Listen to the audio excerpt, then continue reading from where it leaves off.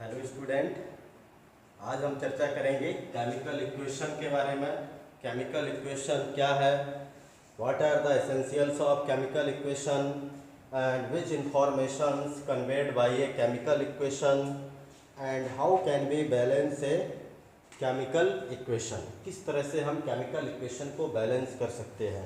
तो chemical equation जैसे आप जानते हैं कि जब हम किसी रिएक्शन को सिंबल्स के फॉर्म में या फॉर्मूले के रूप में उसको रिप्रेजेंट करते हैं तब वो केमिकल रिएक्शन केमिकल इक्वेशन कहलाने लगती है। तो किसी केमिकल, जैसे मान लीजिए कि हम बोल दें कि hydrochloric acid react with sodium hydroxide to form sodium chloride and water. इसी रिएक्शन को यदि हम सिंबल के रूप में लिख दें तो ये रिएक्शन क्या कहलाएगा, केमिकल इक्वेशन कहलाएगा। जैसे HCl react with NaOH to form NaCl plus H2O। तो ये हो गया hydrochloric acid, NaOH means sodium hydroxide to form, इसके लिए एरो का यूज कर लिया NaCl plus H2O। तो इस तरह से ये केमिकल इक्वेशन होगा। Means a brief representation of a chemical reaction in terms of symbols and formulae of substances involved in it। For example, जैसे दूसरा एग्जाम्पल यदि दें सिल्वर नाइट्रेट, तो सिल्वर नाइट्रेट का हम फॉर्मूला लेंगे AgNO3 react with sodium chloride means NaCl to form silver chloride plus sodium nitrate.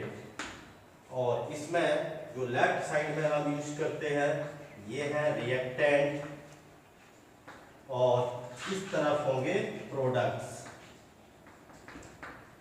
और it is the direction of the reaction, जो एरो है it represent the direction of the reaction. किस direction में reaction चल रही है, क्योंकि reaction वो कभी यदि रिवर्सिबल होती है, रिएक्शन रिवर्सिबल होने से यदि ये डायरेक्शन ऐसे भी बन जाए मीन्स अभी ये रिएक्टेंट हो जाएगा और ये प्रोडक्ट हो जाएगा, तो इस तरह से भी पॉसिबल हो सकती है। क्योंकि कुछ रिएक्शन रिवर्सिबल होती है, उनमें रिएक्टेंट प्रोडक्ट में और प्रोडक्ट रिएक्टेंट में कन्वर्ट होता है। तो ये एरो जो है डायरेक्शन ऑफ रिएक्शन को रिप्रेजेंट करता है। इसके लेफ्ट साइड में जनरली रिएक्टेंट्स और राइट साइड में प्रोडक्ट्स को हम यूज करते हैं।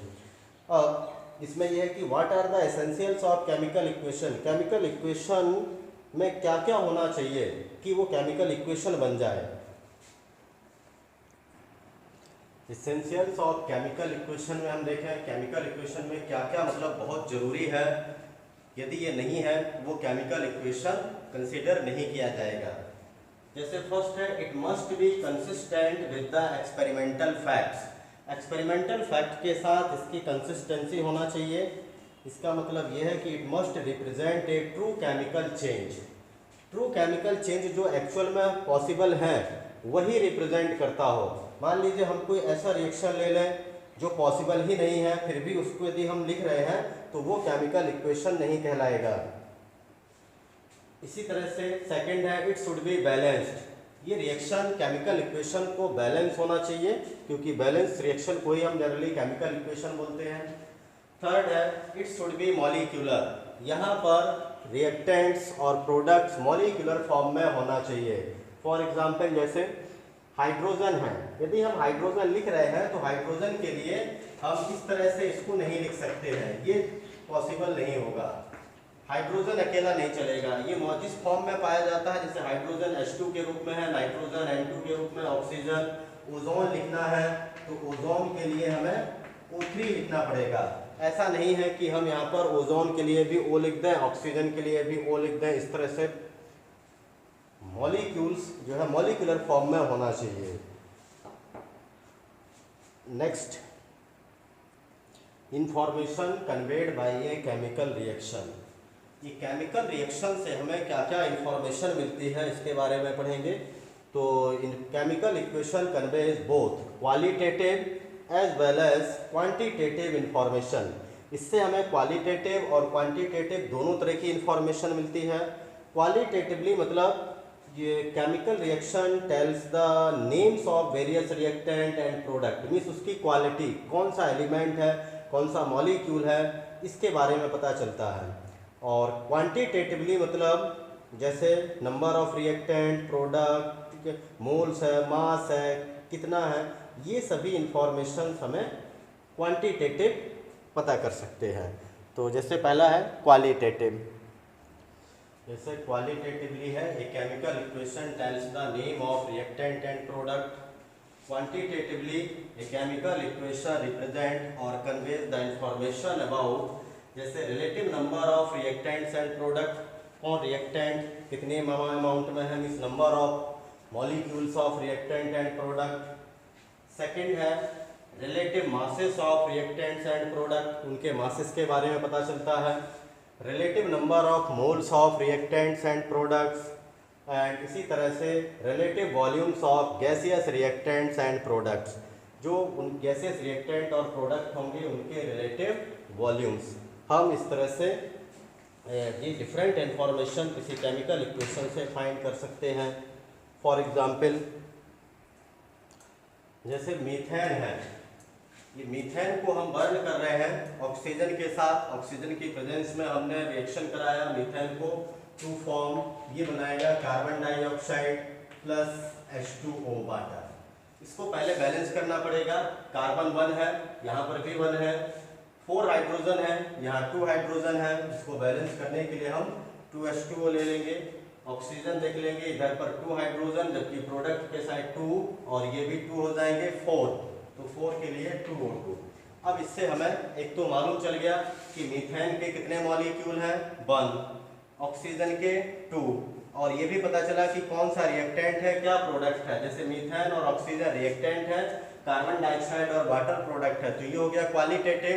नंबर ऑफ मॉलिक्यूल्स 1 मीथेन का, 2 ऑक्सीजन के, 1 कार्बन डाइऑक्साइड फॉर्म हुआ और 2 मॉलिक्यूल्स ऑफ वाटर फॉर्मेशन हुआ। तो ये मालूम चल गया नंबर ऑफ मॉलिक्यूल्स।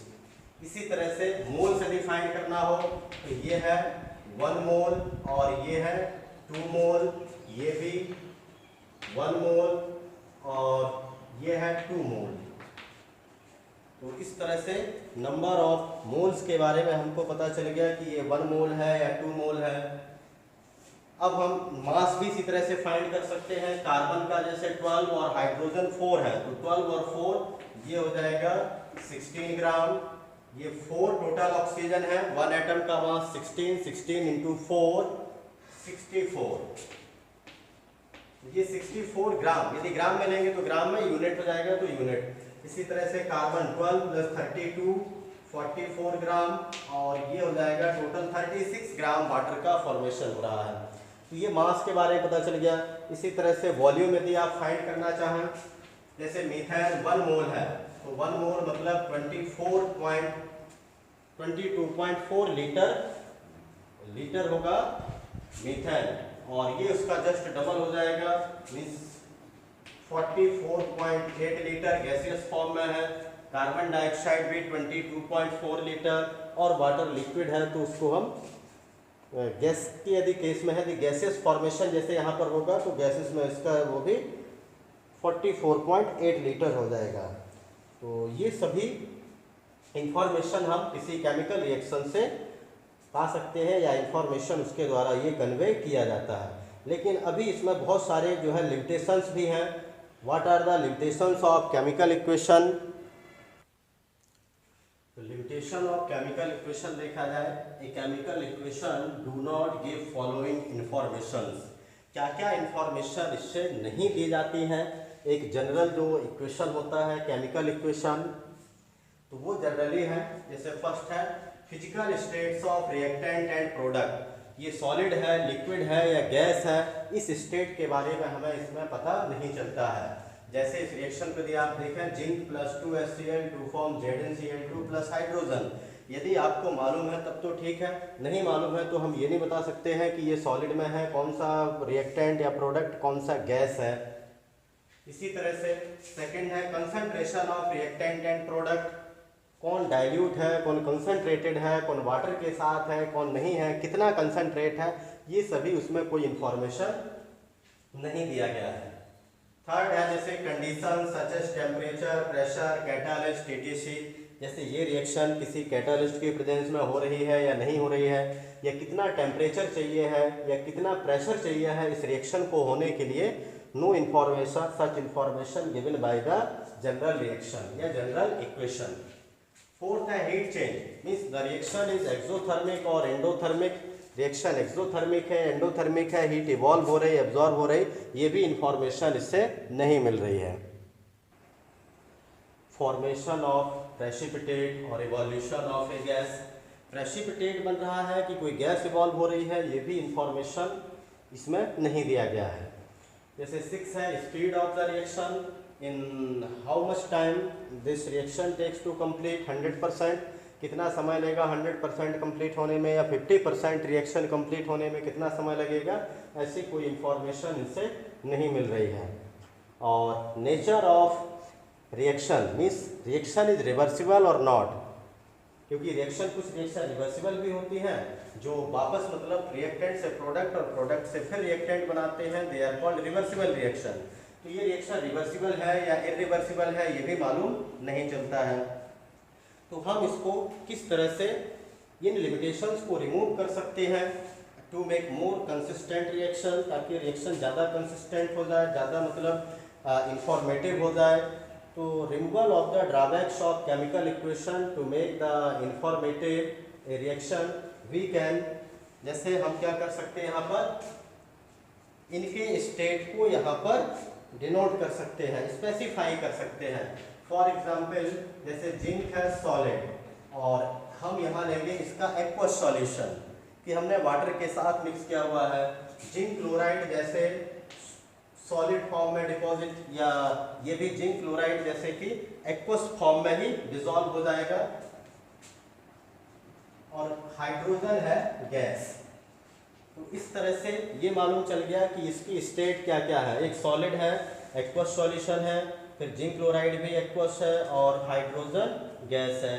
इसी तरह से हम उसका स्ट्रेंथ यदि यूज करना है कि ये डाइल्यूट है, कंसंट्रेटेड है, तो भी बोल लिख सकते हैं यहाँ पर। जैसे हमने लिख दिया ये डाइल्यूट, तो ये मालूम चल गया कि यहाँ डाइल्यूट HCl यूज करना है कि कंसंट्रेटेड एसिड का यूज करना है। इसी तरह से टेम्परेचर है, प्रेशर है, इनको यदि हमें क्या करना है, डिनोटेड करना है, तब भी हम ये रिएक्शन को लिख सकते हैं। For example in case of nitrogen and when react with hydrogen to form ammonia 2NH3 in presence of iron and molybdenum catalyst at 623 Kelvin and 723 और 600 एटमॉस्फेरिक प्रेशर। तो जैसे ये यहाँ पर लिख दिया गया है एरो के ऊपर में, आयरन और मोलिब्डेनम, आयरन कैटालिस्ट है, मोलिब्डेनम यहाँ पर एक्टिवेटर का काम करता है, which increase the activity of the catalyst, means catalyst को भी और फास्ट करने के लिए एक्टिवेट करता है। 723 केल्विन पर ये रिएक्शन होगी और 600 एटमॉस्फेरिक प्रेशर पर ये रिएक्शन नाइट्रोजन हाइड्रोजन कंबाइन होकर के अमोनिया का फॉर्मेशन करते हैं। तो इस तरह से हम ये बता सकते हैं कि ये रिएक्शन इस कंडीशन पर होती हैं। और सेम तरीके से ये भी बताया जा सकता है कि रिएक्शन एंडोथर्मिक है, एक्सोथर्मिक है। जैसे carbon plus oxygen burn to form carbon dioxide, और डेल्टा H ऑफ द रिएक्शन है। जैसे कार्बन डाइऑक्साइड के फॉर्मेशन के लिए 394 मीन्स माइनस में आएगा किलोजूल पर मोल। तो ये हो गया यहाँ पर। यदि रिएक्शन में आप लिख देंगे delta H means plus energy या माइनस एनर्जी। प्लस एनर्जी का मतलब होता है कि CO2 और डायरेक्ट प्लस कर देते तो एक्सोथर्मिक, और माइनस है तो एंडोथर्मिक। अभी हम इक्वल के उस तरफ लेकर के गए हैं इसको, ये इक्वल साइन आ गया तो प्लस वाला माइनस में हो जाएगा। माइनस यदि डेल्टा H माइनस में है मीन्स एक्सोथर्मिक, डेल्टा H यदि पॉजिटिव होता मीन्स एंडोथर्मिक रिएक्शन होगी। एक्सो मतलब in which heat energy is evolve and endothermic means in which heat energy is absorb. तो इस तरह से कुछ लिमिटेशंस को हटाया जा सकता है। और इसमें जैसे हम ये बता सकते हैं कि ये प्रेसिपिटेट है या नहीं है, वो भी डिनोट कर सकते हैं सॉलिड लिख करके कि मीन्स सॉलिड क्योंकि जनरली प्रेसिपिटेट के रूप में होता है। और रिएक्शन जैसे फॉरवर्ड है, बैकवर्ड है, इसी में जैसे ये लगा दिया जाए इस तरह से सिंबल, तो इसका मीनिंग ये हो जाएगा कि this reaction is reversible in nature, ये रिएक्शन रिवर्स भी हो सकती है। तो इस तरह से इनकी लिमिटेशन को रिमूव करके हम इसको और इंफॉर्मेटिव बना सकते हैं। और कभी ये भी लिखा जा सकता है कि स्लो एंड फास्ट रिएक्शन, यदि साइड में उसको जैसे ब्रैकेट में लिखना है कि ये रिएक्शन फास्ट है, इसको एरो के ऊपर भी लिख सकते हैं कि ये रिएक्शन जैसे स्लो है, तो ये भी पता चल जाता है कि रिएक्शन की स्पीड क्या होगी, मीन्स धीरे धीरे चल रहा है या फास्ट चल रहा है। बट हम यहाँ पर क्वांटिटेटिव नहीं फाइंड कर पाएंगे कि कितना यहाँ पर स्पीड रिएक्शन का है, मीन्स पर मिनट या पर सेकंड कितना कंसंट्रेशन रिएक्टेंट का प्रोडक्ट में कन्वर्ट हो रहा है। ये इन्फॉर्मेशन तो नहीं लिखा जा सकता है इसके लिए, क्योंकि हमें अदर जो मैथमेटिकल इक्वेशन है, फॉर्मूले हैं, उनका यूज करके ही हम फाइंड कर पाएंगे। तो हर एक रिएक्शन का अलग अलग टेम्परेचर पर अलग अलग रेट हो सकता है, और अलग अलग रिएक्शन के लिए, डिफरेंट रिएक्शन के लिए रेट ऑफ रिएक्शन भी डिफरेंट होता है। सेम रिएक्शन का भी डिफरेंट हो सकता है, डिफरेंट टाइम पर, डिफरेंट टेम्परेचर पर। तो ये जनरल लिमिटेशन थी, और how can be remove the limitation and how can be make the information more informative. इसी तरह से अब हाउ कैन बी balance a chemical equation, balancing of chemical equation है। बैलेंसिंग ऑफ केमिकल इक्वेशन, तो chemical equation balanced according to the law of conservation of mass, means every chemical reaction must follow the law of conservation of mass, and according to law of conservation of mass can neither be created nor be destroyed। या फिर ये लिख सकते हैं कि total mass of the reactant must be equal to the total mass of the product। और ये तभी पॉसिबल होगा जब each and every atoms of the element, हर एक एलिमेंट के number of atoms both sides are equal, दोनों side means reactant side और product side दोनों के नंबर ऑफ एटम्स इक्वल होंगे, तभी वो reaction law of conservation of मास को फॉलो करेगा। यदि कोई reaction law of conservation of मास के अकॉर्डेंस है, मीन्स वो रिएक्शन बैलेंस्ड केमिकल इक्वेशन कहलाएगा। तो balanced chemical equation is an equation in which equal number of atoms of each element in reactant and product sides are equal. A chemical equation which has an equal number of atoms of each element in the reactant and the products is called balanced chemical equation। इसे हम balanced chemical equation के नाम से जानते हैं। और लेकिन सभी रिएक्शन स्टार्ट से ही तो बैलेंस नहीं होती हैं, वो बैलेंस हमें करना पड़ेगा। और बैलेंस करने के लिए नंबर ऑफ मेथड्स,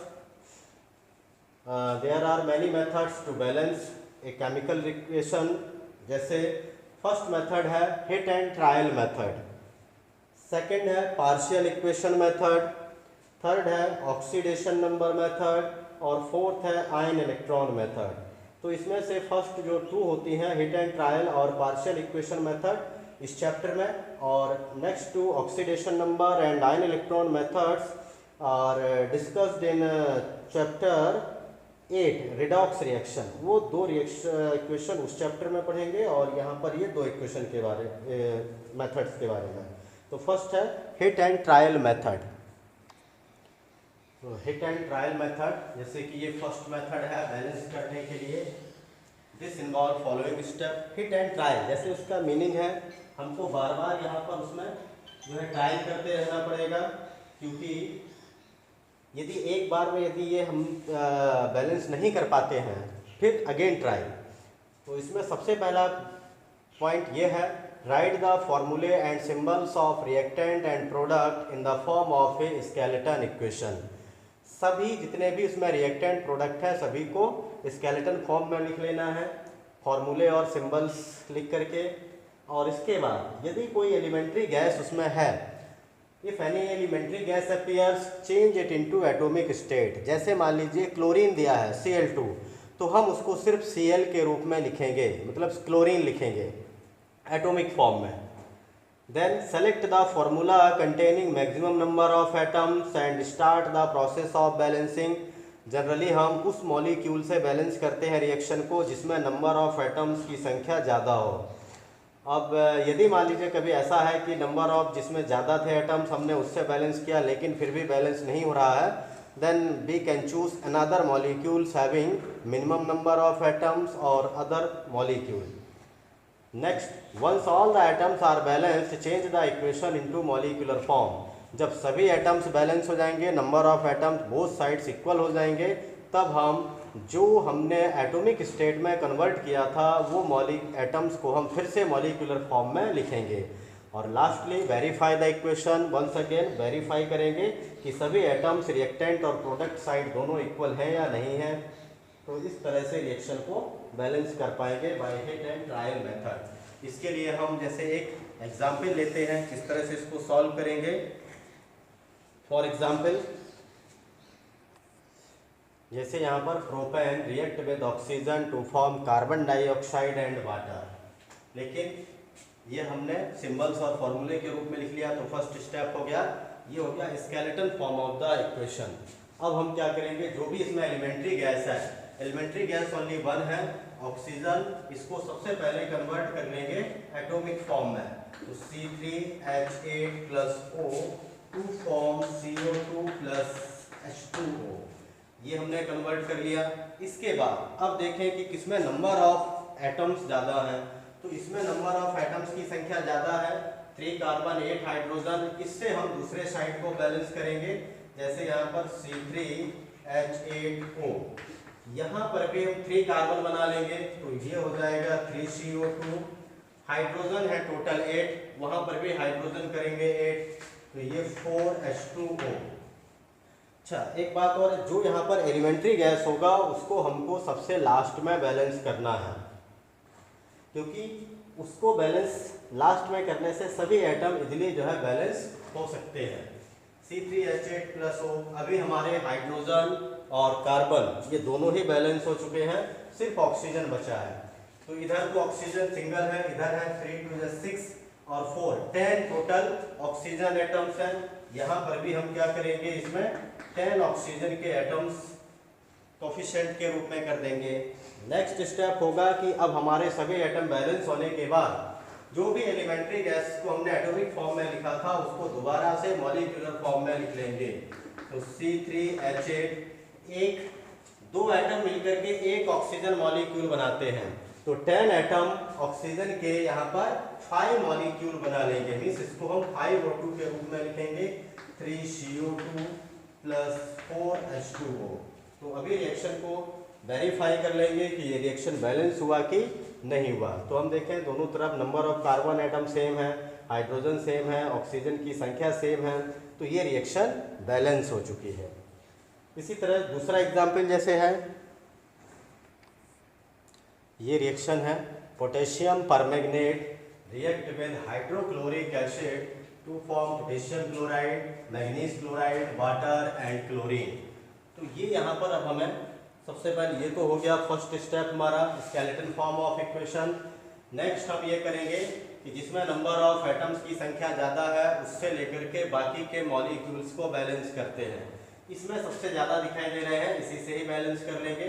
तो पोटेशियम यहाँ पर 1 है, यहाँ पर भी 1 है, ये तो ऑलरेडी बैलेंस है।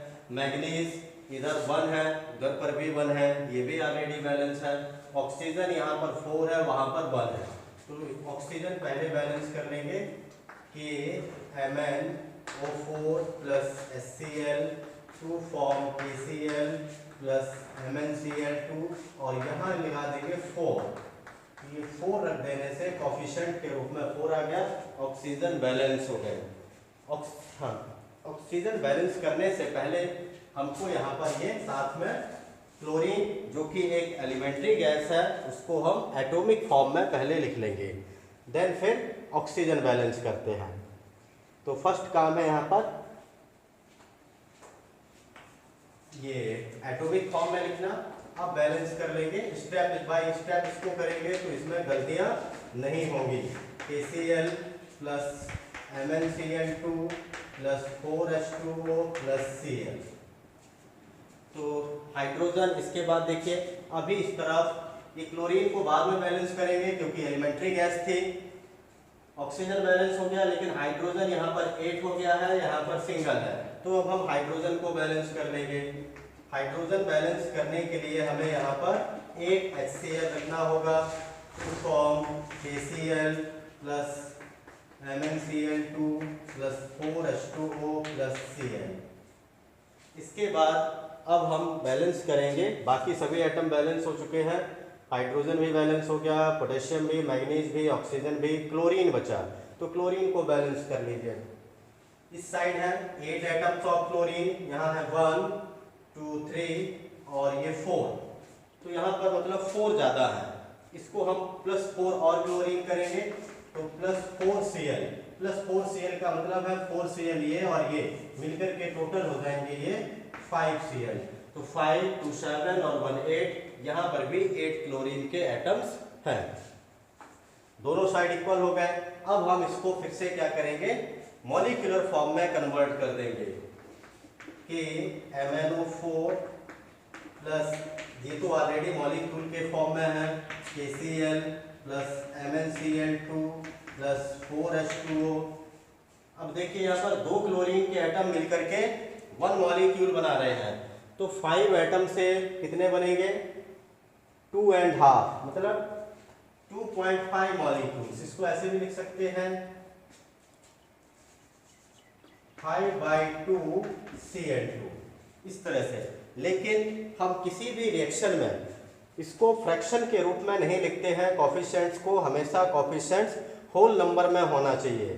तो ऐसी कंडीशन यदि कभी बनती है तब हम पूरे इक्वेशन को multiplied by a suitable integer to get the values in whole number.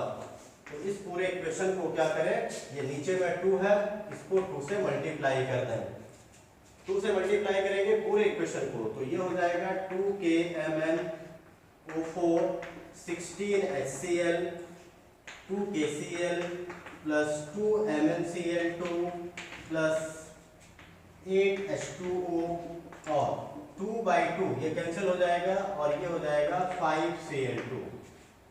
तो अभी देखेंगे, वेरीफाई कर लेंगे, पोटेशियम इस साइड 2 है, लेफ्ट साइड में, राइट साइड में भी 2 पोटेशियम, 2 मैग्नीज है, उधर भी 2 मैग्नीज है, 16 हाइड्रोजन इधर है, उधर पर भी 8 2 16 हाइड्रोजन है, और क्लोरीन इसी तरह से, ऑक्सीजन 8 इधर है, 8 उधर पर भी है, क्लोरीन 16 यहाँ पर है, वहाँ पर भी ये क्लोरीन देखेंगे 2 और 2 2 4 4 2 6 6 और 10, ये टोटल हो जाएंगे 16। तो इस तरह से रिएक्शन ये भी बैलेंस हो गई। तो हम यहाँ पर कभी यदि ज़रूरत पड़ती है तभी हम सुटेबल इंटीजर के साथ इसको मल्टीप्लाई करेंगे। और ये भी ध्यान रखें कि ये जो कॉफिशिएंट होना चाहिए, कॉफिशिएंट मिनिमम से मिनिमम हो, मीन्स ज़्यादा हमको नंबर लेकर के यहाँ पर बैलेंस नहीं करना है, लोवेस्ट वैल्यू का ही यूज करना है बैलेंसिंग के लिए। इसके बाद सेकंड पार्शियल इक्वेशन मेथड है। पार्शियल इक्वेशन मेथड एक बेटर मेथड है हिट एंड ट्रायल से, लेकिन वो आपके लिए थोड़ा मतलब इसमें कॉम्प्लेक्स होगा, क्योंकि यहाँ पर मॉलिक्यूल को किस तरह से ब्रेक करते हैं ये भी मालूम होना चाहिए।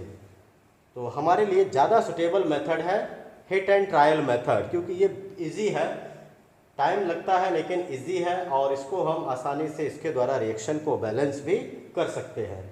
तो सेकंड है जैसे पार्शियल इक्वेशन मेथड। इन पार्शियल इक्वेशन मेथड सबसे पहले पार्शियल मतलब डिवाइड कर देना।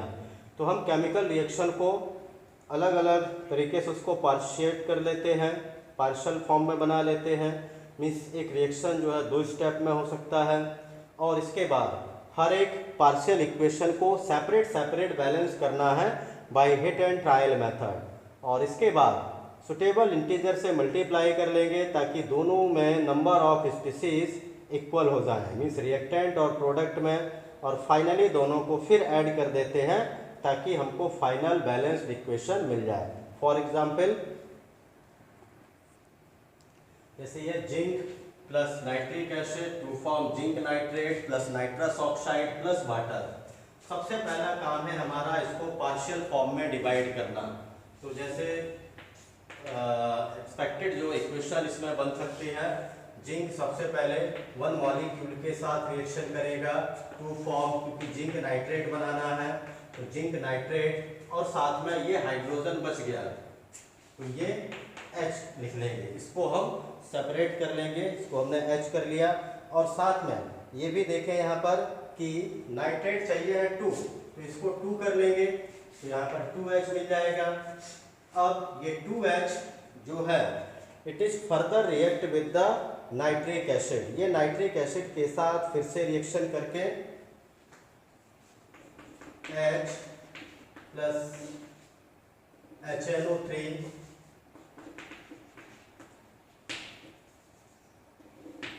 ये नाइट्रिक एसिड के साथ ये रिएक्शन कर लेगा to form N2O plus H2O, N2O plus H2O। अब हम इन दोनों इक्वेशन को बैलेंस कर लेंगे। तो ये तो हमने जैसे ऑलरेडी यहाँ पर बैलेंस कर दिया है 2HNO3 और 2 form zinc nitrate plus 2H, लेकिन अभी हमें इसको भी बैलेंस करना होगा कि इस वाले को किस तरह से, यहाँ पर जैसे नाइट्रोजन है 1 और वहाँ पर है नाइट्रोजन 2, तो हम सबसे पहले यहाँ पर 2HNO3 कर लेंगे, तो हमें नाइट्रोजन बैलेंस हो गया। अब नाइट्रोजन बैलेंस होने के बाद इसमें ऑक्सीजन को बैलेंस कर लेंगे, तो ऑक्सीजन के जैसे भी हम देखें यहाँ पर टोटल अभी ऑक्सीजन है 6 और यहाँ पर है 1 और ये 2 ऑक्सीजन है, मीन्स टोटल ऑक्सीजन अभी 4 कम है। तो 4 बनाने के लिए हम यहाँ पर 4 ऐड कर देंगे, एक ऑलरेडी हो जाएगा 5 और 6 ऑक्सीजन उधर हो गए, 6 ऑक्सीजन यहाँ पर हो गए। हाइड्रोजन यहाँ पर है 1 2 3, वहाँ पर है 10 हाइड्रोजन, तो 10 को बैलेंस करने के लिए इसी हाइड्रोजन में ऐड कर देंगे, तो ये हो जाएगा 8H plus 2HNO3 plus N2O plus 5H2O। Means ये वाला रिएक्शन और ये रिएक्शन दोनों पार्शियल इक्वेशन बैलेंस हो चुके हैं। और ये पार्शियल इक्वेशन बैलेंस होने के बाद हम यहाँ पर ये करेंगे कि नंबर ऑफ हाइड्रोजन एटम्स इसमें इक्वल हो जाए, और number of hydrogen atoms equal करने के लिए हमें यहाँ पर देखिए 8 हाइड्रोजन है, जबकि इस वाले में 2 हाइड्रोजन है, तो हम ये करेंगे यहाँ पर इस इक्वेशन को पूरे को 4 से मल्टीप्लाई कर लेंगे और बाद में इन दोनों इक्वेशन को ऐड कर देंगे। तो 4 से मल्टीप्लाई करेंगे, आ जाएगा 4Zn, ये 8H और ये भी 8 बनने के बाद कैंसिल हो जाएगा, 4Zn plus 4 to the 8 HNO3, 2 यहाँ पर भी है तो 8 और 2 ये टोटल हो जाएंगे 10 HNO3, इधर पर 4 जिंक नाइट्रेट और प्लस N2O प्लस 5H2O। तो इस तरह से ये देखा जाए ये रिएक्शन जो है बैलेंस हो चुकी है। 4Zn plus 10 HNO3 to form 4Zn zinc nitrate plus nitrous oxide plus 5 molecule of water. तो ये था पार्शियल इक्वेशन मेथड, थोड़ा सा डिफिकल्ट है ये, लेकिन ये भी धीरे धीरे प्रैक्टिस करने से आ जाएगा। तो आज के इस वीडियो में इतना ही। Thank you, have a nice day.